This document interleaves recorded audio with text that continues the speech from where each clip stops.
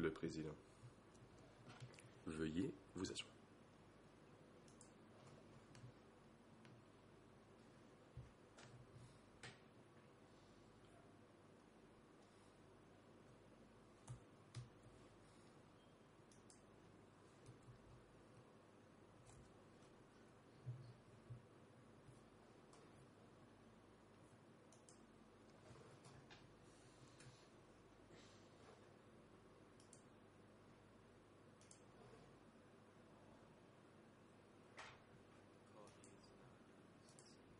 L'audience est ouverte.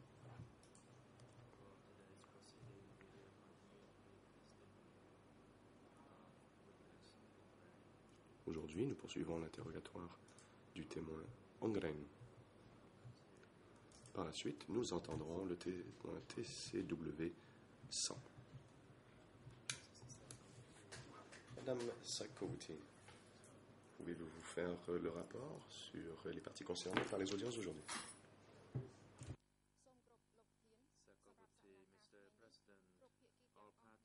La greffière. Bonjour, Monsieur le Président. Toutes les parties sont présentes à l'exception de Maître Kong Samon, conseil cambodgien de la défense de Khieu Samphan, et Maître Elisabeth Simonofor, co-avocate principale pour les parties civiles, qui a dû s'absenter pour des raisons personnelles. Quant aux accusés, Ieng Sary et Nguyen Chia, ils invoquent des raisons de santé pour suivre les audiences depuis les cellules de détention temporaire respectives. Le témoin Ongren est dans le prétoire. Le témoin suivant, TCW 100, patiente dans la salle d'attente. Le témoin a indiqué qu'à sa connaissance, il n'a aucun lien de parenté ou par alliance avec l'un quelconque des accusés, Ieng Sary, Khieu Samphan, Nguyen Chia, et pas non plus avec les parties civiles constituées dans ce dossier. Le témoin a prêté serment ce matin. Le témoin aura Maître Lumbunghain comme avocat. Le président, merci.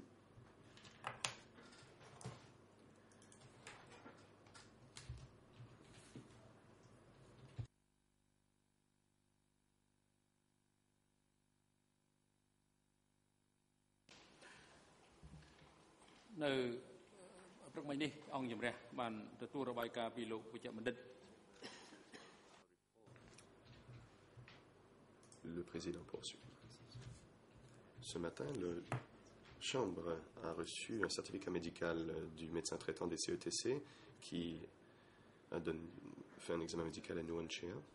Il a observé que Nguyen Chia a des problèmes de santé et recommande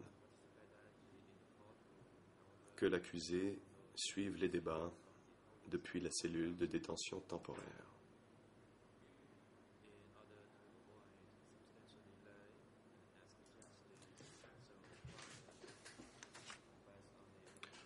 En conséquence, afin d'éviter des retards importants et parce que l'intérêt d'une bonne administration de la justice l'exige, et comme la Chambre est saisie d'un certificat médical, la Chambre ordonne que l'accusé Nguyen Chia participe aux audiences de ce jour depuis la cellule de détention provisoire par liaison vidéo.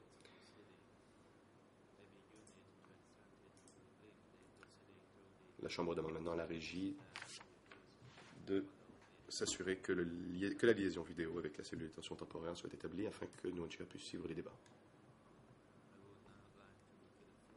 À présent, la Chambre laisse la parole au Conseil international de la défense de Khieu Samphan pour son interrogatoire du témoin. Vous avez la parole, maître. Je vous remercie, Monsieur le Président. Monsieur le témoin, nous nous sommes interrompus hier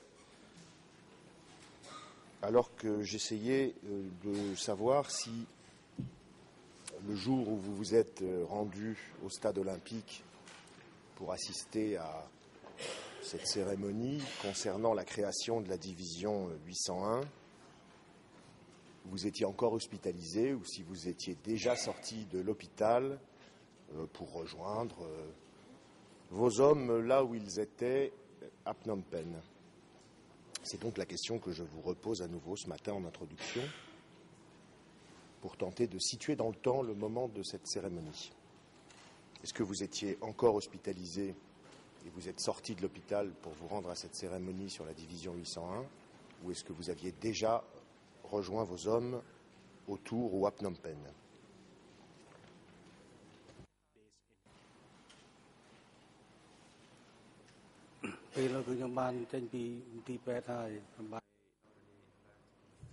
J'avais déjà quitté l'hôpital.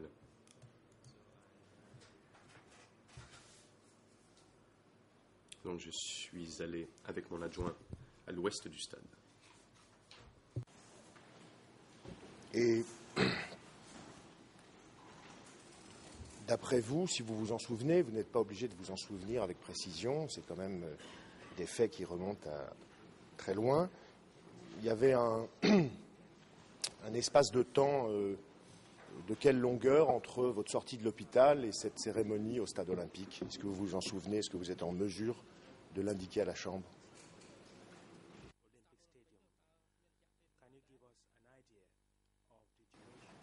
Je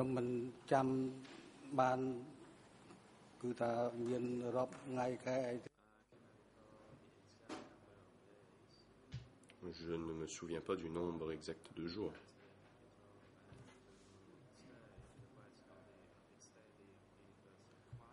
Mais c'était un bon moment après.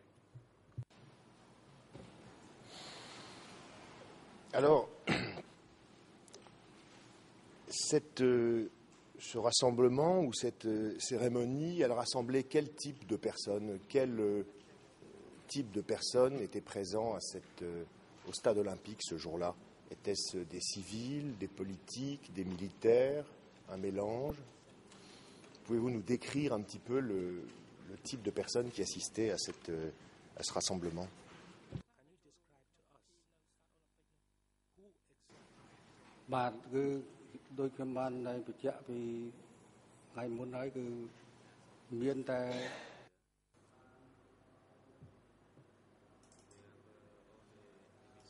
Comme je l'ai dit, il n'y avait que des forces de division et leurs compagnies et régiments subordonnés.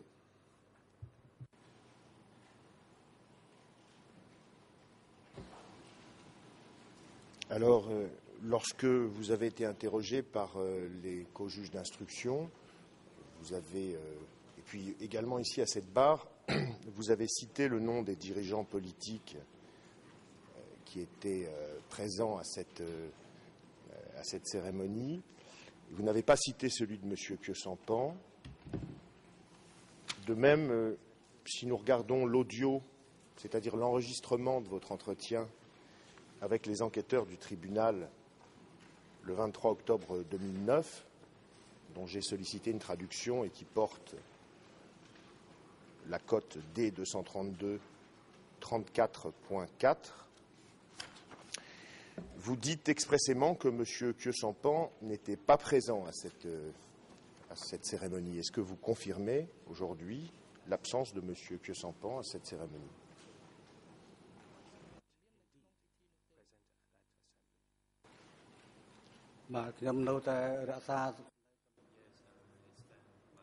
Je le confirme. Et je maintiens ce que j'ai dit.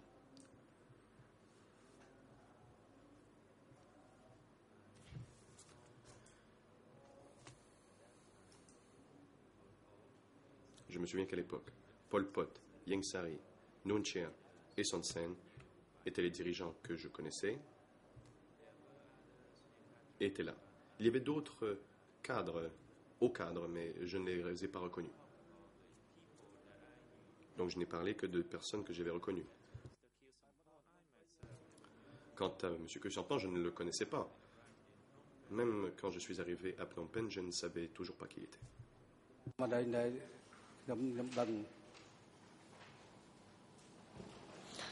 Et les gens qui ont fait des discours à cette cérémonie, ils se sont présentés, on a dit leur nom.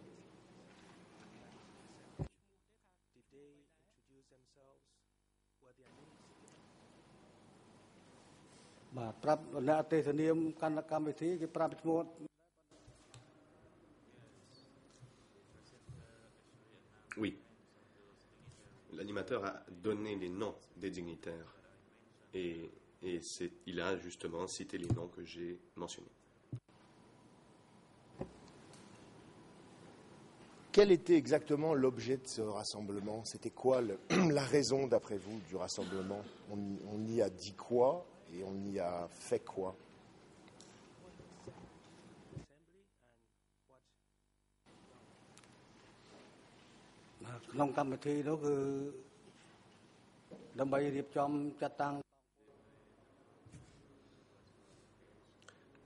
Le sujet principal de la réunion était l'intégration de la division 11 et l'envoi de cette nouvelle division au Ratanakiri. Et justement, vous êtes parti combien de temps après la cérémonie pour cette nouvelle affectation? Longtemps après ou peu de temps après? Est-ce que vous êtes en mesure de quantifier le nombre de jours, de semaines entre la cérémonie et le départ de vous et de vos troupes pour cette affectation?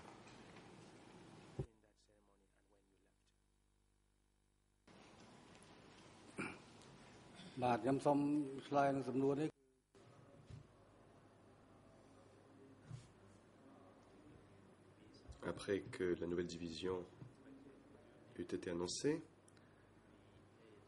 aux différentes unités, nous devions nous organiser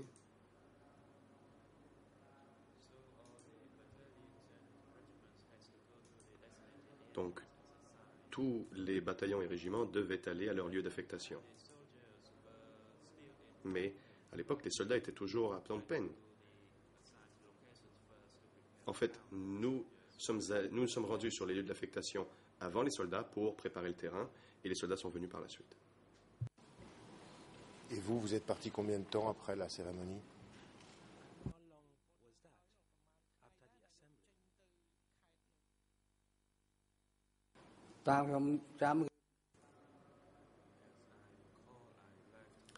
D'après mes souvenirs, c'était 15 jours plus tard.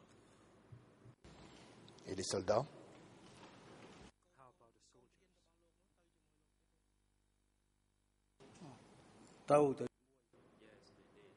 Oui.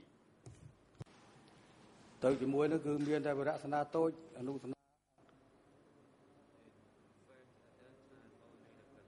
fait, à ce moment-là, seuls les platons, les compagnies et les bataillons m'ont accompagné pour préparer le terrain pour que les soldats suivent. Et donc, par la suite, lorsqu'ils sont arrivés, ils savaient exactement où ils devaient se positionner. Donc vous êtes parti 15 jours après la cérémonie et les soldats vous ont rejoint combien de temps après la cérémonie?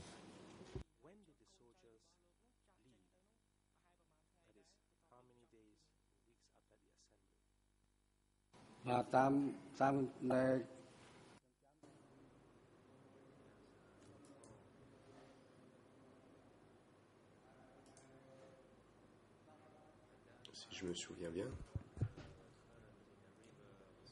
le débit de la rivière était quand même assez élevé et donc ils sont venus vers le mois d'octobre. Il fallait combien de temps à l'époque à des troupes pour se déplacer depuis Phnom Penh jusqu'à ce lieu d'affectation? Combien d'heures ou de jours?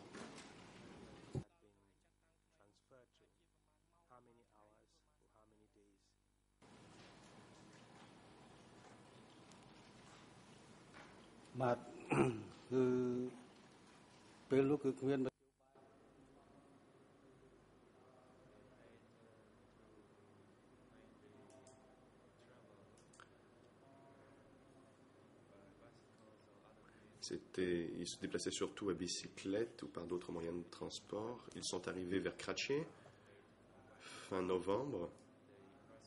Ils s'y sont reposés 3 ou 4 jours. Et ensuite, on poursuivit jusqu'à Ston Trang. Ils sont arrivés à Ston Trang vers le 15 décembre, probablement. Certains des soldats étaient malades, donc ils ont été laissés à l'hôpital mobile et le reste des soldats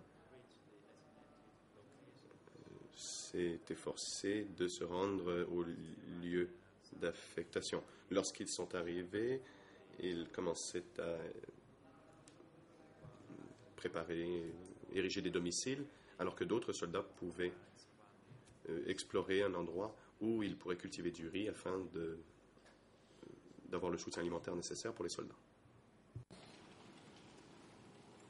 Donc si je vous comprends bien, et vous me détromperez si je vous comprends mal, c'était un déplacement assez long, puisque vous citez des dates qui sont assez espacées.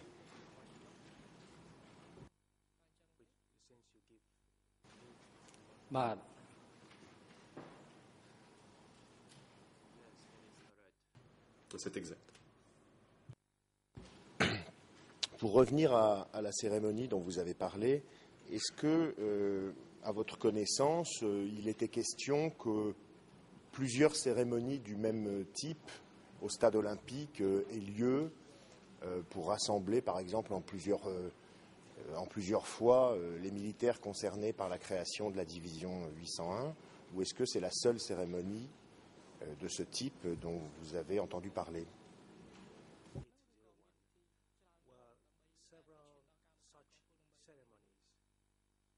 Bon,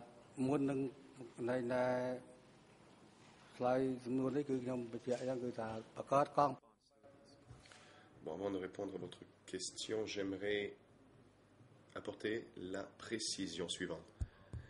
Après que la division 800 ait été créée et que les chefs ont été convoqués pour une séance d'études,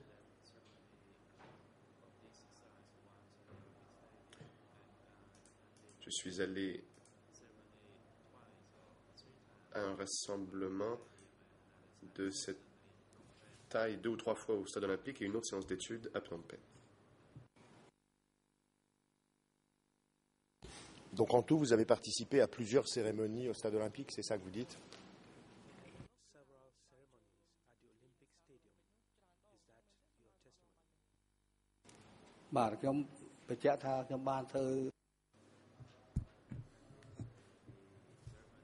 Je suis allé au rassemblement au stade olympique 2 fois. La première fois, c'était pour la création de la division 801 et la deuxième fois, c'était une séance d'études où tous les représentants des unités de partout au pays avaient été convoqués. Il y avait des représentants de districts, de zones et des régiments aussi. J'ai aussi participé à une autre réunion au rassemblement. Je ne me souviens pas c'était pourquoi, mais c'était ça aussi au stade olympique. D'accord. Et les deux autres réunions, est-ce qu'elles concernaient également la création de la division 801 ou est-ce que vous avez d'autres thèmes?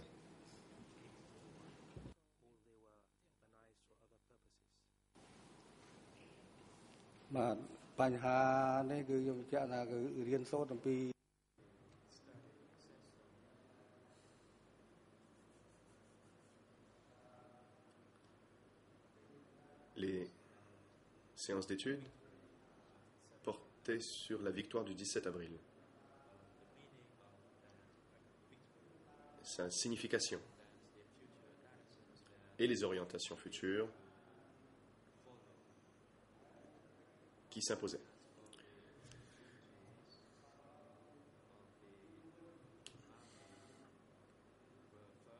Quant au rôle de l'armée, le rôle principal était la défense du pays, surtout le long des frontières et aux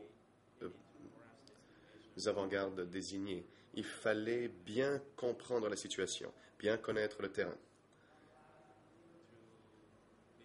Et le deuxième rôle était de faire preuve de vigilance pour régler les problèmes de vie au sein des différentes unités. C'était les deux rôles principaux de l'armée. Et j'ajouterai la chose suivante. J'ai reçu... on m'a donné des instructions sur ces sujets la première fois, à mon retour à Sempan, je me suis efforcé de mettre en œuvre les instructions et les principes d'organiser la production agricole pour mon unité. Et c'est très intéressant ce que vous me dites, mais ça répond partiellement à ma question. En fait, ce que j'essayais de savoir avec ma question, c'est seulement si les 3 réunions auxquelles vous avez assisté, les 3 rassemblements, les 3 fois durant lesquelles vous vous êtes rendu au stade olympique, ces 3 fois étaient consacrées à la création de la division 801, ou est-ce que c'est seulement la première réunion dont vous avez parlé qui était consacrée à la création de la division 801 et les réunions suivantes, les 2 autres, étaient sur les sujets uniquement dont vous nous avez parlé? Est-ce que ce que je viens de dire correspond à la réalité, oui ou non? Si vous ne m'avez pas compris, dites-le.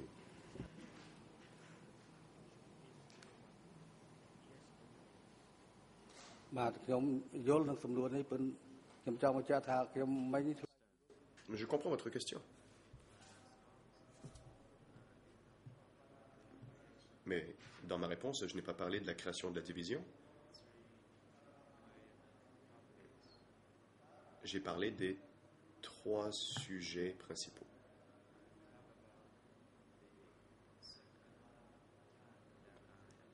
Je vous parle ici de la 2e fois où j'ai participé à une réunion et je vous ai dit quelles étaient les instructions que nous avions reçues. Tout d'abord, pour célébrer la victoire du 17 avril.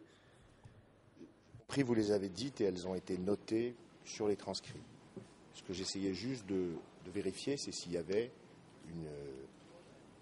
une unité de sujet ou non, et vous venez de dire que ça n'était pas le cas.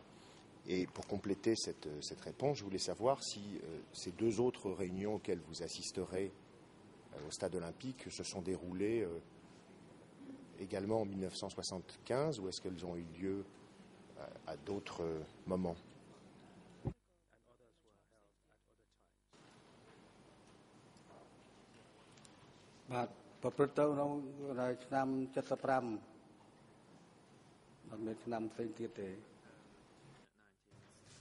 C'était en 75 et seulement en 75. Les 3 réunions?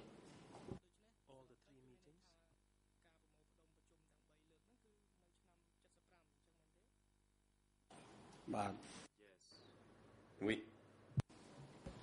D'accord.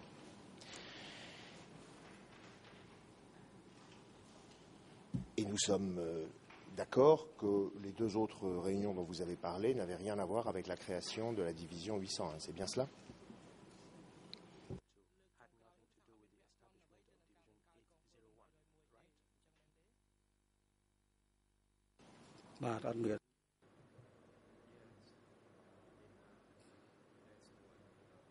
En effet, rien à voir.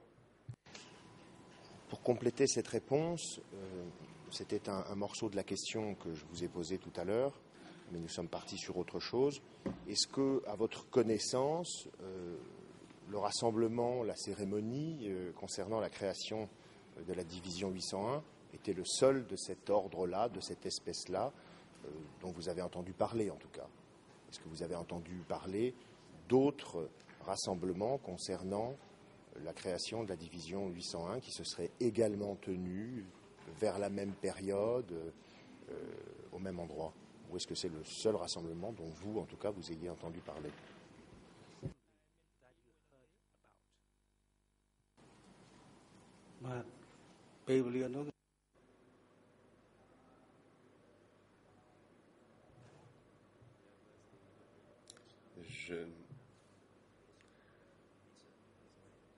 Si je me souviens bien, c'était la seule fois que l'on avait annoncé la création de la division.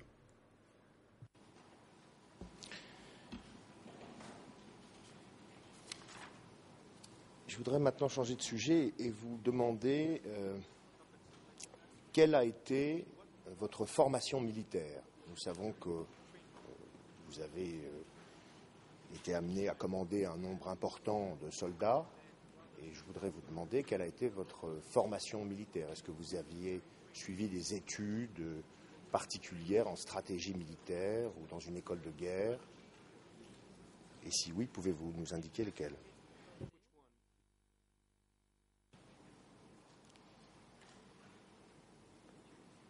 ខ្ញុំសូម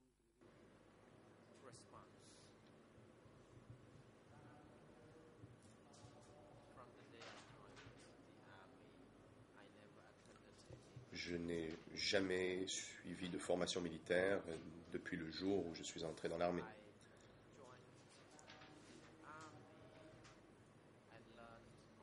J'ai appris sur le tas.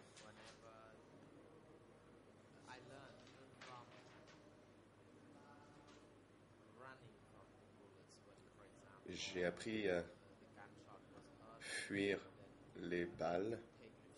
Par exemple, si l'on entendait des coups de feu, eh bien, on allait se cacher dans les bunkers, ou dans les tranchées, ou on se cachait derrière un arbre, ou des souches. Et c'est comme ça que j'ai appris à devenir soldat sous le Kampuchea démocratique. Jamais n'avons-nous suivi de formation militaire formelle. Et autour de vous, dans les cadres militaires de votre niveau ou ceux avec lesquels vous étiez en contact, il y avait des gens qui avaient reçu une éducation militaire, qui avaient suivi une école de guerre, ou c'était davantage comme vous des gens qui avaient été formés sur le tas?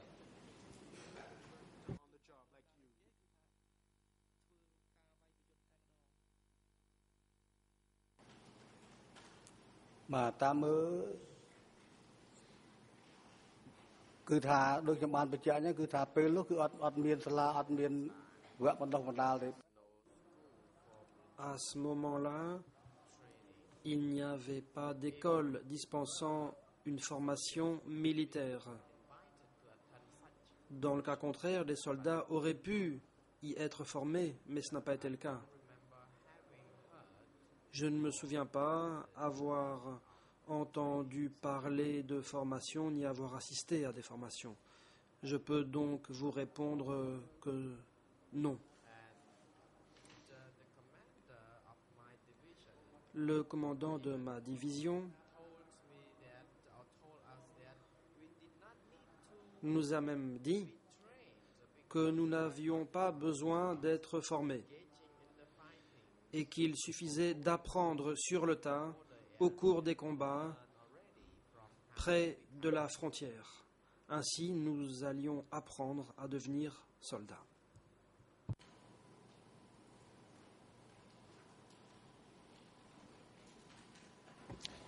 Hier, vous étiez interrogé sur les liens que vous entreteniez avec l'échelon supérieur lorsque vous étiez justement en poste auprès de la frontière. Et vous avez parlé des deux moyens par lesquels vous pouviez communiquer avec l'échelon supérieur. Vous avez dit, lorsque nous avions des batteries pour le matériel, eh bien, nous pouvions envoyer des télégrammes, mais sinon, il fallait faire 5 jours de marche. Vous vous souvenez de ce passage de votre déposition ?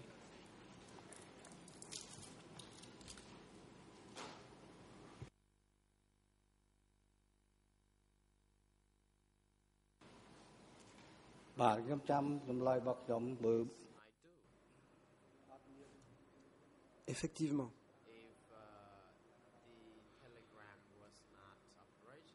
Si le télégraphe ne fonctionnait pas, il fallait marcher durant 5 jours. Et c'était facile de trouver de l'électricité à cette époque pour faire marcher ce télégraphe. Quelle était la situation la plus fréquente, celle dans laquelle vous pouviez utiliser le télégraphe ou celle dans laquelle vous deviez faire 5 jours de marche pour rencontrer l'échelon supérieur ?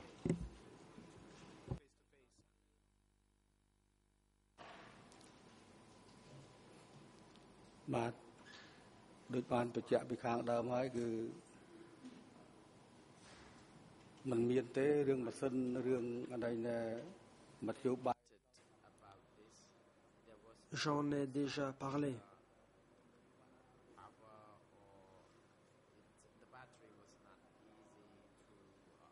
Ce n'était pas facile d'avoir des batteries. Nous utilisions un petit instrument qui consommait rapidement la batterie. La batterie était plate après 1 ou 2 jours. Et alors nous devions marcher pour pouvoir nous rencontrer en face à face.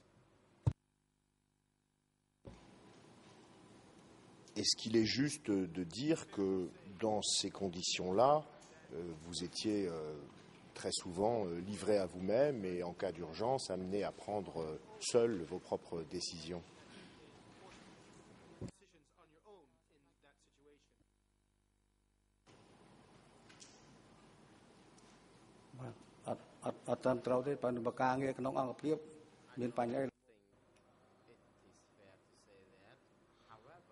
Je ne pense pas qu'on puisse dire les choses ainsi.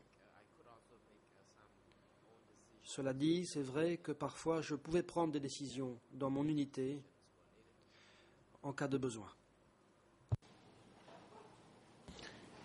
Votre unité, à cette époque, était une unité dont vous nous avez dit qu'elle était stationnée près de la frontière. C'était un poste stratégiquement important. Est-ce que vous êtes en mesure de nous indiquer si, d'après vous, vous faisiez partie des unités les mieux équipées, puisque vous occupiez un poste capital pour le pays à cette époque, ou est-ce que votre équipement était moins important que celui des autres unités? Comment décririez-vous la situation de l'équipement de votre unité à cette époque? Vous semblait-il plus favorable que celui des autres, équivalent ou moins favorable?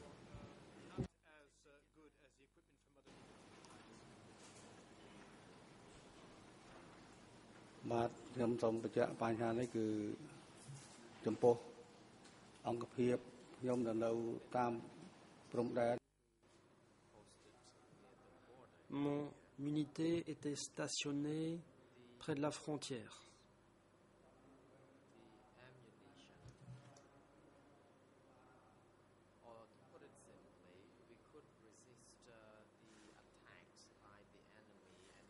Compte tenu de notre matériel, de nos munitions, nous pouvions résister aux assauts de l'ennemi. Nous pouvions tenir pendant 3 jours sans être réapprovisionnés. Après 3 jours, nous demandions du renfort.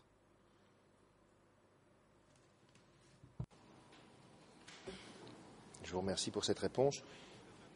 Mais ce sera ma dernière question pour préciser cette réponse. Est-ce que cette situation d'autonomie durant 3 jours que vous venez de décrire en cas d'attaque était une situation qui vous semblait générale parmi les unités placées à la frontière comme vous, ou est-ce que c'était une situation particulière? Je vois que le procureur se lève.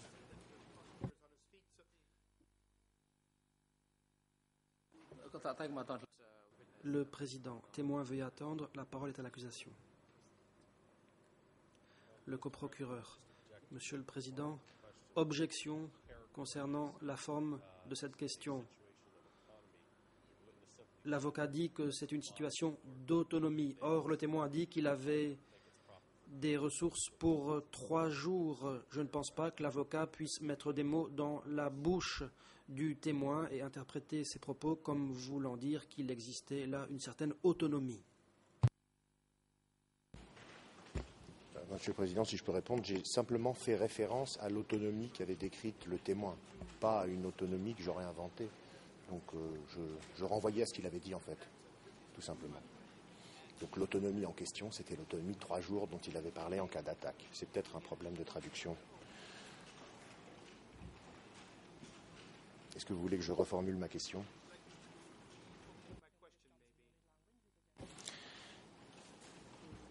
Ce qui m'intéresse, monsieur le témoin, ce n'est pas tellement la durée de l'autonomie que vous pouviez avoir en cas d'attaque de l'ennemi, c'est surtout de savoir si vous êtes en mesure, et si vous n'êtes pas en mesure, dites-le, de comparer la situation de votre unité du point de vue du matériel, de sa quantité, de sa qualité, avec l'équipement des autres unités.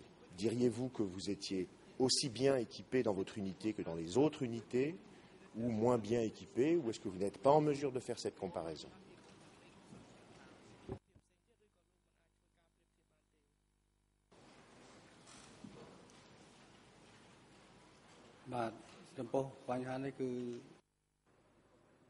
Réponse.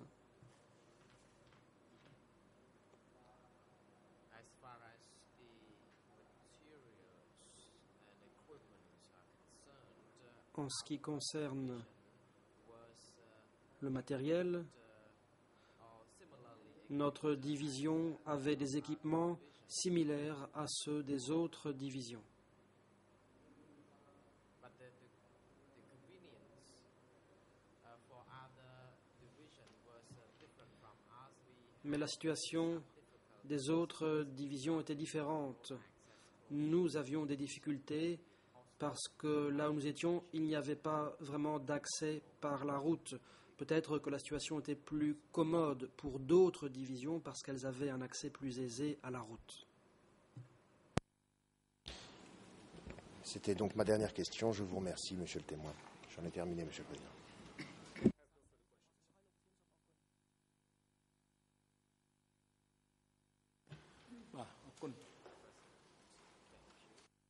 Le président.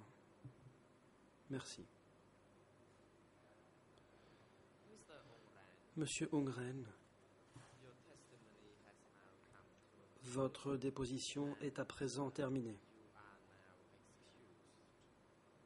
Vous pouvez vous retirer et rentrer chez vous ou ailleurs. The court is very grateful to your La Chambre vous est très reconnaissante pour votre présence. Vous avez fait preuve de patience. Vous avez fait de votre mieux pour faire votre déposition. Votre témoignage contribuera sans aucun doute à la manifestation de la vérité. La Chambre vous souhaite bonne chance et bon retour chez vous. Huissier d'audience, en collaboration avec l'unité d'appui, veuillez prendre les dispositions nécessaires pour que le témoin puisse rentrer chez lui ou se rendre en toute sécurité à n'importe quel autre endroit.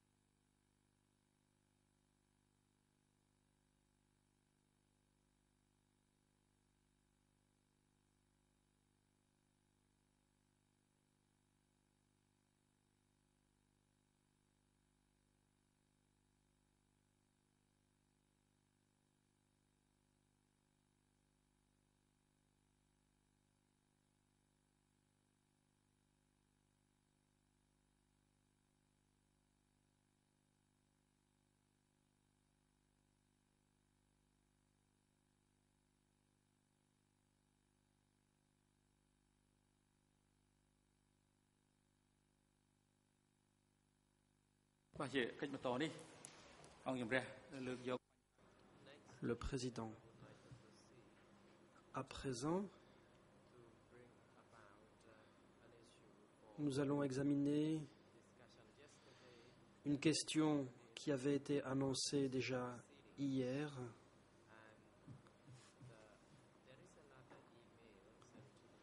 Un courriel a été envoyé aux parties, en outre,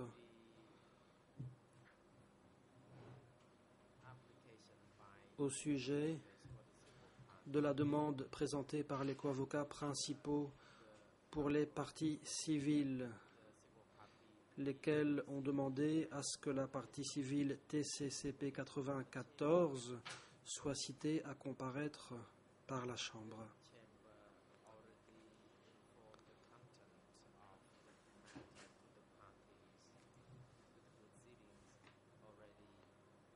La Chambre a déjà communiqué certaines informations à ce sujet aux parties. La Chambre devra se prononcer sur l'opportunité de citer à comparaître cette partie civile. À présent, les parties ont l'occasion de s'exprimer à ce sujet. La parole est donnée en premier lieu aux co-avocats principaux pour les parties civiles, puisque ce sont eux qui ont formulé la demande. Les parties disposeront de 5 minutes pour s'exprimer. Maître Pick-Ang. Merci, Monsieur le Président. J'aimerais laisser la parole à Maître Sam Sokun et à Maître Beignet. Maître Sam Sokun. Merci, Monsieur le Président, Mesdames, Messieurs les juges. Bonjour aux parties ici présentes. Concernant la partie civile TCCP 94.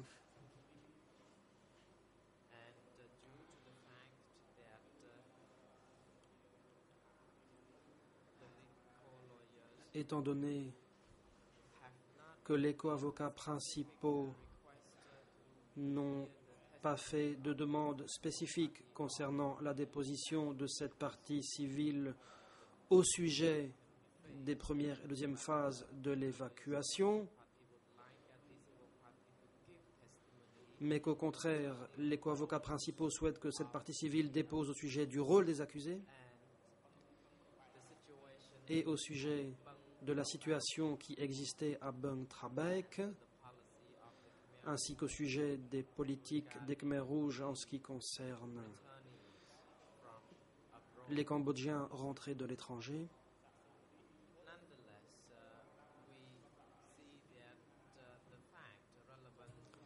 Nous considérons cependant que les faits visés par le témoignage de cette partie civile sont en rapport avec le préjudice encouru du fait de l'évacuation par toute la famille de la partie civile. Et dans le dossier 0201, le rôle des accusés fait partie des faits à juger. Or, la partie civile est informée du rôle des accusés Ieng Sary et Khieu Samphan.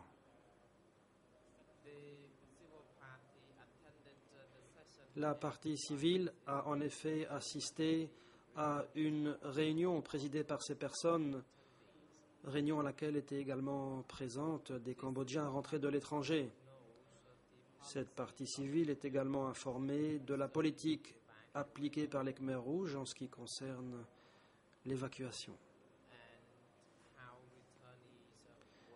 ainsi que la manière dont les Cambodgiens rentrés de l'étranger ont été traités.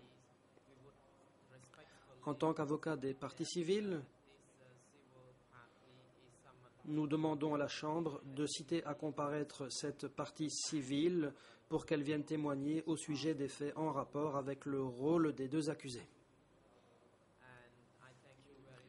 Merci beaucoup pour votre attention, Mesdames et Messieurs les juges. À présent, je cède la parole à ma consoeur, Maître Beignet.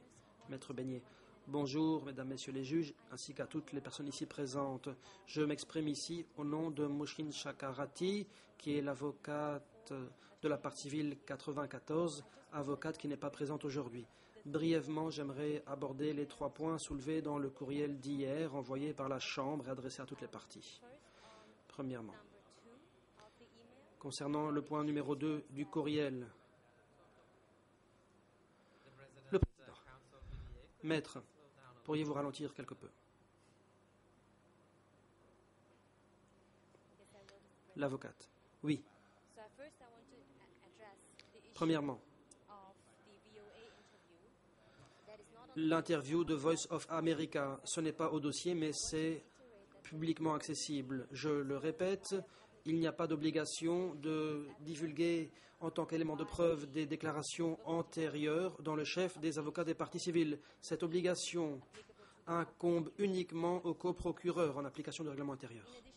De surcroît, aucune autre partie ne subira de préjudice quelconque si l'interview de Voice of America n'est pas versée au dossier. En effet, l'existence de cette interview est connue depuis très longtemps, étant donné que ce document a été cité dans le document d'information sur la victime de la partie civile 94. En plus, il y aura cette semaine une version publique du document sur le site web de VOA en 2 langues officielles, anglais et khmer. Troisièmement, les avocats des parties civiles n'ont pas l'intention de citer des portions de la transcription de l'interview de Voice of America au cours de l'interrogatoire de la partie civile. En outre, les avocats des parties civiles n'ont pas d'objection en ce qui concerne l'utilisation de cette transcription en khmer ou en anglais pendant l'interrogatoire de la partie civile par les autres parties.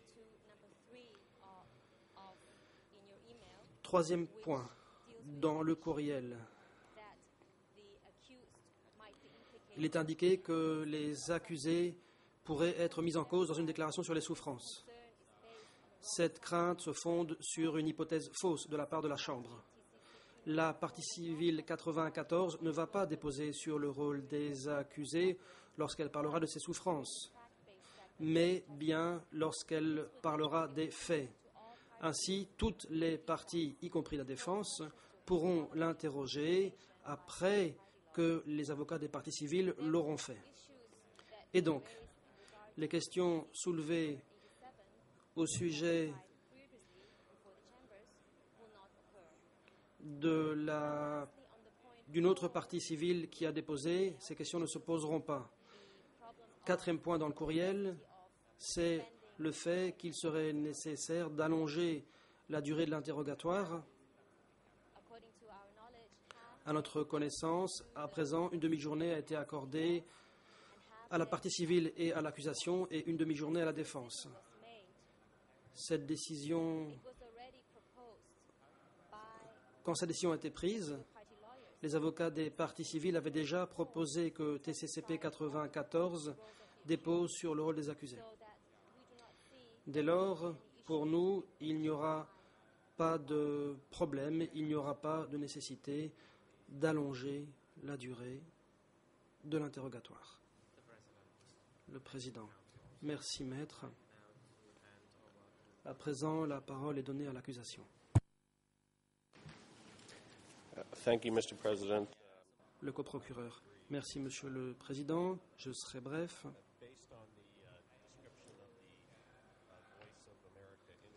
L'interview de Voice of America contenue dans la lettre de l'avocat des parties civiles qui a été distribuée a été décrite. La partie civile ne pourra peut-être pas donner des informations sur l'évacuation de Phnom Penh. La partie civile aura par contre des informations très précieuses sur 2 des accusés et sur le rôle qui était le leur sous le régime et surtout pour ce qui est de M. Khieu Samphan. La partie civile pourra déposer au sujet des formations politiques dispensées par Khieu Samphan. Surtout les discussions, les formations politiques en ce qui concerne le transfert forcé de Vietnamiens. Pour nous, c'est une question importante pour établir que Khieu Samphan était informé des politiques en matière de transfert forcé et qu'il y a participé. En outre, la partie civile pourra déposer au sujet du rôle de Ieng Sary en ce qui concerne Beng Tra Bek. Cela aidera à déterminer l'autorité qu'exerçait Ieng Sary concernant les diplomates et les Cambodgiens rentrés de l'étranger. De surcroît, la partie civile apparemment était présente à certaines réunions au cours desquelles Ieng Sary a pris la parole. Et ainsi, on pourra établir que Ieng Sary était au courant des questions en rapport avec les persécutions et les purges et qu'il y a participé. De ce fait, cette partie civile pourra utilement venir déposer. Je rejoins les avocats des parties civiles pour dire que cette partie civile devrait être citée à comparaître. Il n'y aura pas de prolongation du temps d'interrogatoire. Il s'agit de faits relativement ponctuels qui pourront être couverts assez vite. Si la partie civile doit venir de chez elle jusqu'ici pour nous parler de ces événements, je pense qu'il serait bon que la Chambre puisse l'entendre et qu'elle trouve le temps nécessaire pour ce faire. Voilà donc la position qui est la nôtre à ce sujet, en nous appuyant sur les nouvelles informations relatives à l'interview de Voice of America. Cela sera affiché sur le site web et donc les partis auront bien le temps de se préparer.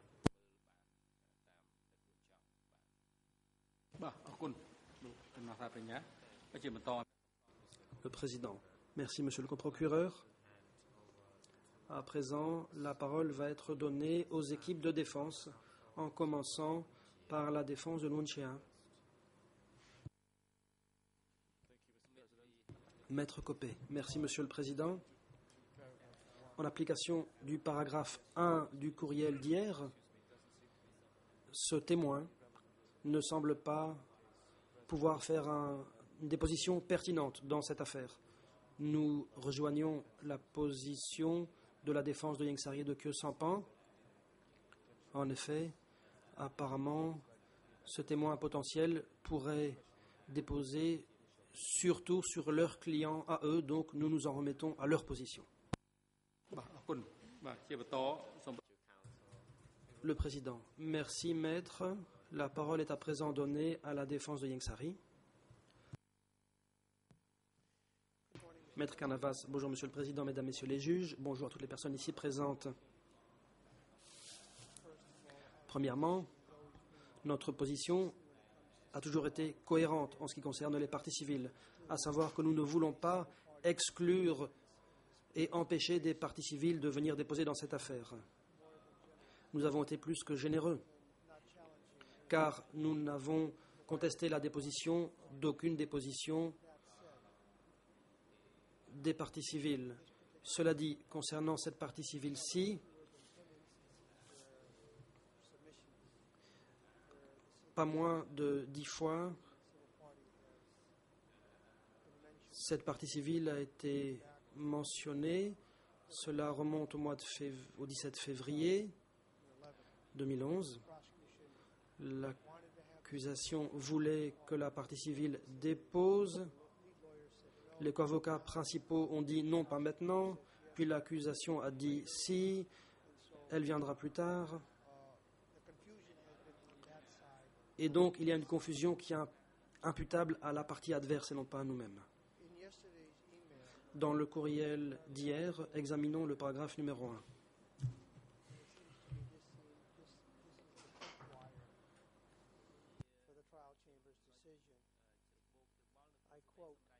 Et je pense que c'est la pierre d'achoppement. Son inclusion dans le dossier 00201 a été essentiellement, et je souligne ici le mot essentiellement, effectuée sur la base des informations selon lesquelles elle et sa famille ont été directement impliquées dans l'évacuation de Phnom Penh. Je pense que c'est l'impression de la Chambre, raison pour laquelle la Chambre a inclus cette personne. De toute évidence, si l'on prend les documents fournis par les avocats des parties civiles et les arguments de l'accusation, la Chambre a aussi en sa possession des informations sur les autres points concernant lesquels cette partie civile pourrait déposer. Néanmoins, visiblement, à la lumière du courriel d'hier, ces autres questions n'ont pas été considérées comme étant suffisamment importantes dans le cadre de l'affaire 00201, et ce, je suppose, parce qu'il y a d'autres témoins qui pourront couvrir les points comme ceux qui sont proposés ici aujourd'hui. Autrement dit, la Chambre a pris une décision calculée de ne pas citer à comparaître ce témoin, en calculant que ce témoin parlerait surtout de l'évacuation de Phnom Penh. Or, à présent, nous savons qu'elle n'a pas été directement concernée par ces faits. Les avocats des parties civiles et le coprocureur disent que c'est surtout Bang Trabek. Mais il y a un mais. Elle a des informations sur les politiques en matière d'évacuation et donc nous voulons qu'elle en parle. Voilà ce qu'on nous dit. Notre position est la suivante quant à nous. Ce témoin ne pourra rien offrir de nouveau. Peut-être qu'elle a des informations sur mon client ou sur M. Kesampan, car elle était à Bang Trabek, et là-dessus, je le concède, peut-être qu'elle pourra ajouter quelque chose à ce propos. Mais je rappelle une chose à la Chambre. En ce qui concerne TCW 243 et 292, qui devront venir déposer très bientôt, ou plutôt qui ne sont pas loin d'ici, puisqu'ils vivent au centre-ville, nous avons fait à plusieurs reprises des demandes pour que ces personnes viennent déposer. Sur la base des informations obtenues auprès de l'un des témoins, qui était un Cambodgien rentré de l'étranger lui-même et qui était à Bang Trabek, le 14 septembre 2012, document E228, nous avons renouvelé notre demande pour que TCW 243 et TCW 292 viennent déposer. Qu'est-ce que je veux dire par là? Je veux dire que si la Chambre décide qu'il faut obtenir davantage d'informations au sujet de Bang Trabek, d'après nous, la Chambre devrait également inclure ces deux témoins, lesquels devraient venir déposer. À titre subsidiaire, si la question est Bang Trabek, et nous n'avons pas cette information là-dessus, alors peut-être que les contribuables internationaux pourront économiser l'argent d'un billet d'avion depuis les États-Unis ou depuis ailleurs, les frais liés au logement dans des hôtels, et on pourrait se contenter de demander à des gens qui sont déjà à Phnom Penh de venir déposer. Et je suis sûr que le gouvernement assurera un transport gratuit pour que ces personnes puissent venir déposer de manière rapide et efficace. Et ça permettra d'éviter pas mal de problèmes. Nous ne sommes pas opposés à ce que l'une quelconque des parties civiles vienne déposer, mais nous pensons que les informations que ce témoin pourrait donner font double emploi.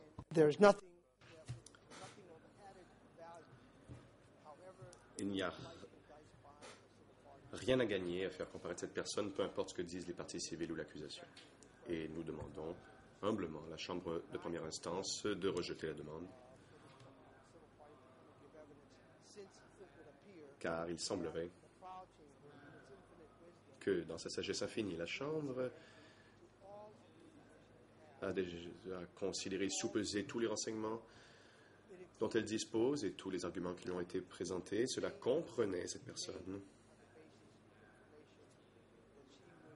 Et sur la simple idée que cette personne et sa famille avaient des connaissances directes sur l'évacuation de Phnom Penh, et nous savons maintenant aujourd'hui que ce n'est pas le cas.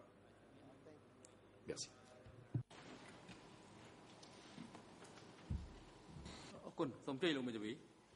Le Président, merci. Maître, vous avez la parole. Merci, Monsieur le Président. Effectivement, je voudrais rappeler quelques faits. Le procès qui est le nôtre aujourd'hui concerne le contexte historique, les structures administratives, les structures militaires, les moyens de communication, les évacuations des villes pour les phases 1 et 2, les crimes commis au cours des évacuations et les crimes commis contre les anciens dirigeants et cadres de la République khmer. Et puis, dans ce cadre-là, les rôles des accusés. Alors, il est évident que c'est parce que cette partie civile semblait correspondre avec l'un de ces thèmes et intéresser l'un de ces thèmes, à savoir l'évacuation de Phnom Penh, qu'elle a été appelée à comparaître. Il s'avère, et on nous l'annonce au dernier moment, ce qui est en soi déjà un petit peu étonnant, que, en réalité, cette dame n'a pas grand-chose à dire de manière directe sur l'évacuation de Phnom Penh. Et pour tenter de justifier sa comparution malgré tout, on nous dit « Ah, mais attention, elle va nous parler de Bang Trabek et d'une séance d'éducation qui aurait été donnée par M. Khieu Samphan. » Je voudrais rappeler un fait très simple. À aucun moment dans sa constitution de partie civile, celle-ci n'a affirmé avoir reçu une session d'éducation par M. Khieu Samphan à son retour du Cambodge ou avoir été à Bang Trabek.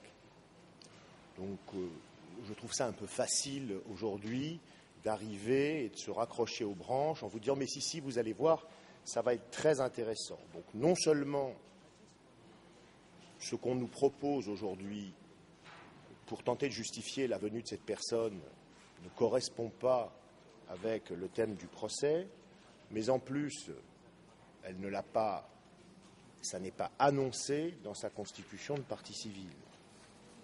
Bon, alors, cela ajouté à ce que viennent de dire mes deux confrères, je crois qu'on peut effectivement essayer de gagner un petit peu de temps. Notre position à nous aussi, elle est que tous les témoins peuvent venir déposer, toutes les parties civiles peuvent venir déposer. Nous ne nous opposons pas par principe, bien évidemment, ça va de soi, nous acceptons le débat judiciaire, donc nous sommes favorables, à la condition quand même que leur déposition soit en rapport avec l'objet du procès, et là je crois que ça n'est pas le cas.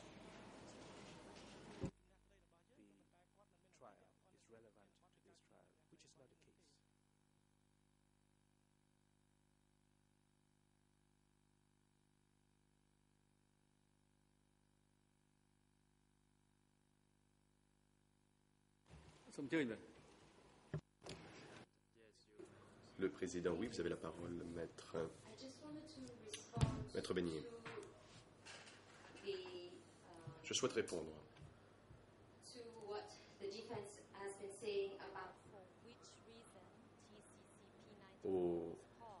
à ce qu'a dit la défense quant au motif de faire comparaître TCCP 94. J'aimerais rappeler le document E-172 rendu par la Chambre le 17 février 2001. Dans ce mémorandum, TCCP 94 est inclus sous la rubrique Bang Trabek, Bureau B1. On ne peut donc pas dire que nous avons changé le motif de sa comparution à la dernière minute et pour la faire transférer sur la première phase des transferts forcés. Nous n'avons jamais proposé que cette personne soit citée à comparaître pour déposer sur les premières phases des transferts forcés. Merci.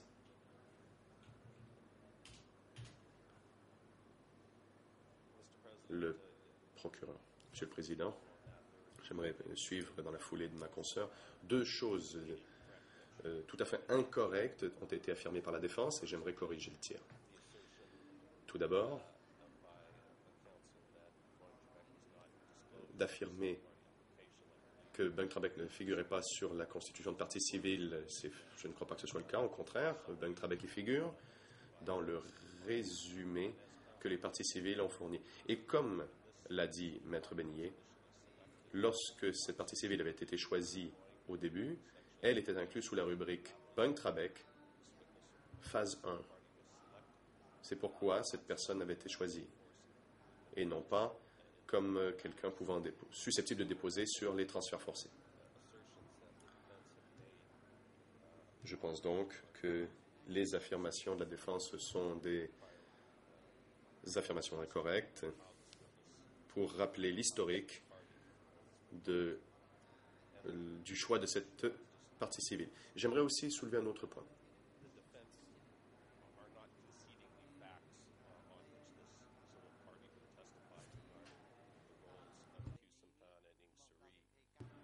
La défense ne concède pas l'existence des faits sur lesquels est susceptible de déposer cette personne. Nous avons déjà entendu. Et de dire que nous avons déjà entendu un témoin, il n'est pas nécessaire d'en entendre un autre sur le même sujet, je juge cette approche tout à fait inappropriée. Ce n'est pas un argument qui tient la route. C'est l'accusation qui a la charge de la preuve.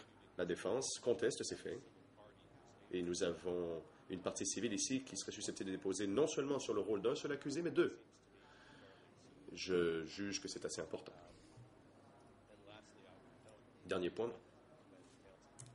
Quand le conseil de Queue-Sampan a fait la liste des questions dans le procès 002/01, il semble avoir oublié le rôle des accusés, qui est tout de même un aspect important de la procédure. Et cette partie civile, ou du moins la comparution de cette partie civile, serait utile justement sur ce point. Je voudrais juste répondre très vite, Monsieur le Président, très très vite. Moi, j'ai un document, alors c'est la cote D22 3762, qui est intitulé en français « Formulaire de renseignement sur la victime ». Je ne sais pas à quel document fait référence Monsieur le procureur pour nous accuser d'avoir déformé le contenu de la constitution de partie civile de cette personne, et pour dire que Bung Trabek y est cité, mais moi je viens de la relire et je ne vois absolument pas qu'il y soit question de Bung Trabek. Voilà. Donc je ne sais pas de quoi il parle en fait. Il y a peut-être un problème, nous ne parlons peut-être pas du même document.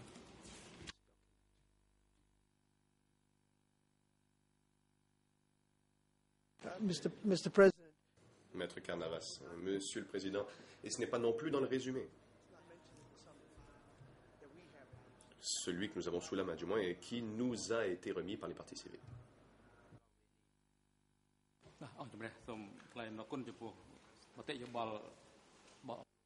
Le Président. La Chambre remercie toutes les parties pour les arguments qu'elles ont présentés sur cette question.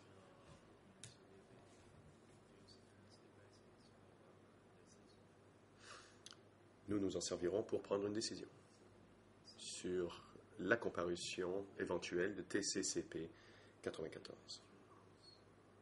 Décision qui sera rendue en temps utile. Le moment est opportun pour une courte pause. Nous allons donc interrompre les débats et reprendre à 10h30. L'audience est suspendue.